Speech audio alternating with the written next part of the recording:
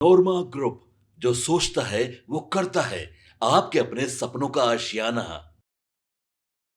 मुख्यमंत्री नीतीश कुमार को लेकर के चाहे जितनी भी बातें आप कर लें, उन्हें समझना बड़ा मुश्किल है। आज सुबह सुबह ही नीतीश कुमार ने ये साफ कर दिया कि आगे की उनकी रणनीति क्या है और एक बार फिर से उन्होंने उलझा दिया। जैसा कि हम लगातार आपको बता रहे थे कि नीतीश कुमार जहां एक तरफ बिल्कुल सहज होकर के अपनी प्रगति यात्रा करना शुरू कर चुके हैं और ये दूसरे राउंड की जो यात्रा उनकी है वो बहुत स्मूथली चल रही है, सब कुछ ठीक ठाक लग रहा है।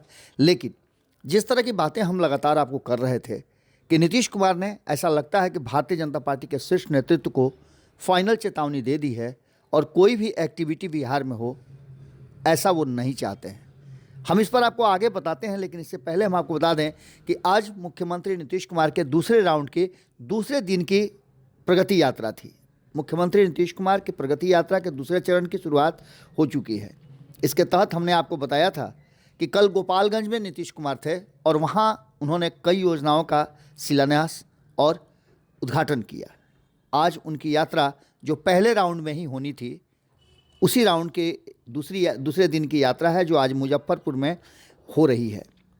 वो यहाँ पर जिले वासियों को 500 करोड़ की परियोजनाओं की सौगात देंगे। सुबह 10:40 बजे से सड़क मार्ग से रामदयालु नगर पहुँचेंगे। वहाँ पर मुजफ्फरपुर बरौली 4 लेन का स्थल निरीक्षण करने के बाद दिघरा रामपुर शाह के प्रस्तावित रिंग रोड का निरीक्षण करेंगे। ये तो उनके कार्यक्रम की बात हम बता रहे हैं, लेकिन उससे पहले उन्होंने पटना में जो कुछ भी कार्यक्रम उनका था, उस कार्यक्रम के माध्यम से जो हमारे पास सूचनाएं आ रही है, हम उसकी भी जानकारी आपको दे रहे हैं। इस पूरे कार्यक्रम में आपको बता दें कि प्रगति यात्रा के में 1500 पुलिस के जवानों की तैनाती हुई है और इसके लिए पूरी जो व्यवस्था है चाक चौबंद की गई है। लगातार आपने देखा होगा कि प्रशासनिक फेरबदल भी हुआ है। तो वहीं आपको बता दें कि नीतीश कुमार भले ही इस यात्रा का नाम प्रगति यात्रा दे दिए हों, लेकिन आज भी उनकी यात्रा जो है वो महिला संवाद यात्रा के तहत ही चल रही है, क्योंकि सारी प्रक्रिया जो है इससे जुड़ी हुई है। जीविका दीदियों के स्टॉल का भी निरीक्षण करेंगे मुख्यमंत्री। अपने इस यात्रा के दौरान जिले में जीविका दीदियों की ओर से लगाए गए 11 स्टॉल का निरीक्षण करेंगे और इसके बाद वे दीदियों से जानकारी लेंगे कि उनके जीवन स्तर में क्या कुछ सुधार आया है और क्या करने की और ज़रूरत है। सीएम के पहले वाले कार्यक्रम में जीविका के 8 स्टॉल तय किए गए थे, लेकिन प्रगति यात्रा का कार्यक्रम बदलने के बाद जीविका के 3 स्टॉल और बढ़ा दिए गए हैं। इसमें दीदी अधिकार केंद्र, दीदी की रसोई, मत्स्य पालन को जोड़ा गया है। सभी स्टॉल पर ये देखिएगा, बहुत ध्यान से सुनने वाली बात है कि मत्स्य पालन को जोड़ने के पीछे की रणनीति क्या है, जिसकी खबर हम आज सुबह ही आपके सामने किए हैं। सभी स्टॉल पर जीविका दीदियों का चयन किया गया है, वे सीएम को उस स्टॉल के बारे में बताएंगी। उसके अलावा सीएम नीतीश कई अन्य परियोजनाओं का भी शिलान्यास करेंगे। हमने आपको इसी दौरान बताया था कि गौर कीजिएगा कि हम क्यों बता रहे हैं मत्स्य पालन की।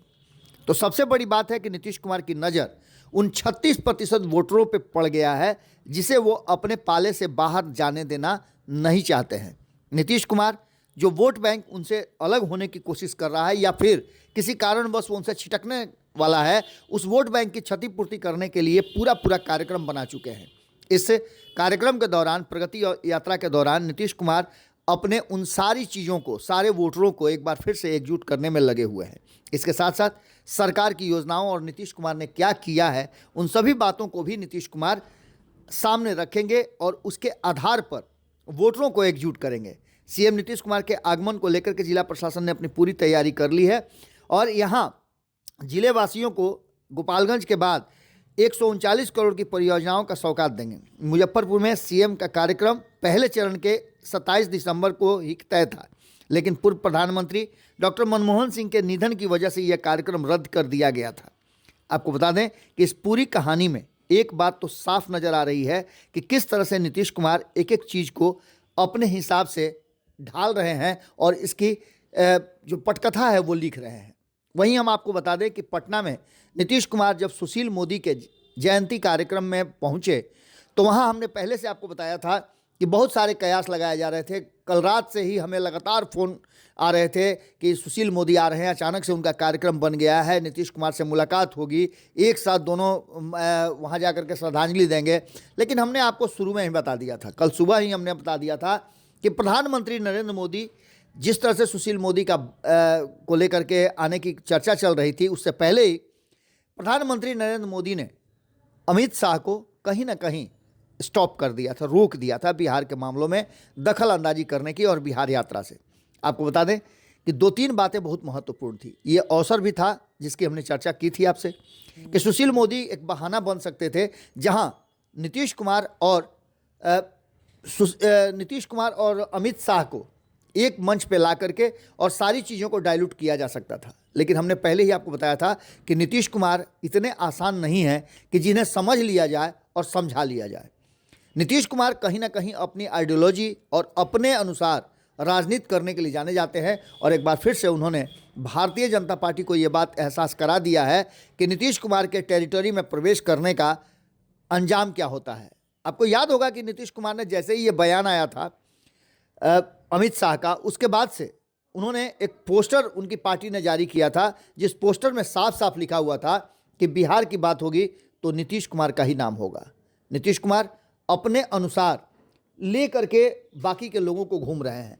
आपने ये भी देखा होगा कि नीतीश कुमार कल किस तरह से भारतीय जनता पार्टी बिहार के लोगों को भ्रमित भी कर रहे थे। एक तरफ जहां उन्होंने गोपालगंज में आपने देखा होगा कि किस तरह से लोगों को लेकर के और लोगों के साथ जुड़े हुए थे, तो दूसरी तरफ आपको बता दें कि एक बात और नज़र आई थी कि वो तत्काल बिना किसी सूचना के आए और आकर के सम्राट चौधरी के पिता शकुनी चौधरी से मिले भी, उनको जन्मदिन की बधाई भी दी और दूसरी तरफ विजय कुमार सिन्हा के साथ गोपालगंज की पूरी यात्रा की। इन सभी बातों को लेकर के एक बात तो साफ नज़र आ रही है कि नीतीश कुमार जो कहने की कोशिश कर रहे हैं और दिखाने की कोशिश कर रहे हैं उसका एकदम बिल्कुल ही स्पष्ट क्रिस्टल क्लियर है मैसेज कि नीतीश कुमार करना क्या चाहते हैं। इस तरह से नीतीश कुमार दोनों हाथों में लड्डू लेकर के घूम रहे हैं। एक तरफ आपने देखा होगा कि नीतीश कुमार को दूसरे खेमे से यानी कि महागठबंधन के तरफ से, इंडिया गठबंधन के तरफ से लगातार ऑफर पे ऑफर आ रहा है। लालू प्रसाद खुद दरवाज़ा खोल करके गेट पर खड़े हैं, बैठे हुए हैं और इंतजार कर रहे हैं। उन्होंने तो नीतीश कुमार से भी कहा है, लेकिन मुजफ्फरपुर प्रगति यात्रा पर पहुंचने के बाद उसके ठीक पहले नीतीश कुमार ने जिस तरह की चर्चाएं छेड़ दी हैं और जिस तरह से वो सुशील मोदी के श्रद्धांजलि सभा में जा करके और वहाँ भारतीय जनता पार्टी के बड़े नेताओं को जिनको आना था उनको विराम दे दिया है या फिर उनके यात्रा को रोकना पड़ा है, ये एक बड़ी कहानी कह रही है। इससे पहले हम भारतीय जनता पार्टी के कई नेताओं से हमारी बातचीत हुई, किसी को पता नहीं है कि आखिर हो क्या रहा है। 6 तारीख को प्रस्तावित थी अमित शाह की बिहार दौरा और उस दौरे को निरस्त कर दिया गया या फिर कहा जाए कि उसे स्थगित कर दिया गया है। इससे पहले हमने आपको ये भी बताया था कि मनोहर लाल खट्टर को बिहार का चुनाव प्रभारी बनाया गया है और इस चुनाव प्रभारी बनाने के पीछे भी एक बड़ी रणनीति है और ये रणनीति नरेंद्र मोदी ने बनाई है कि नीतीश कुमार से सामंजस्य कौन बिठा पाएगा। यानी कि सीधी तौर पे आप समझ सकते हैं कि नीतीश कुमार का तीर नहीं, इस बार ब्रह्मास्त्र चला है और ब्रह्मास्त्र कहीं ना कहीं साफ इशारा कर रहा है कि नीतीश कुमार करने वाले क्या हैं।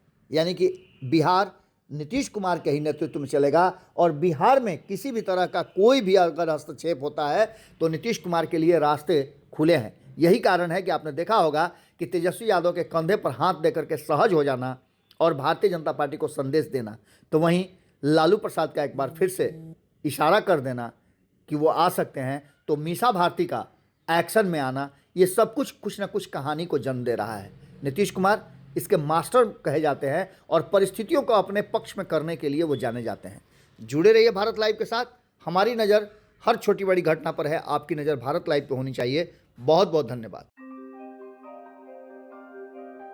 आपके सपनों को हमने सजाया है, ई होम्स पैनोरामा को हमने बनाया है। ई होम्स मेरा एक सपना था जिस पे मैं पिछले 4 साल से काम कर रहा था।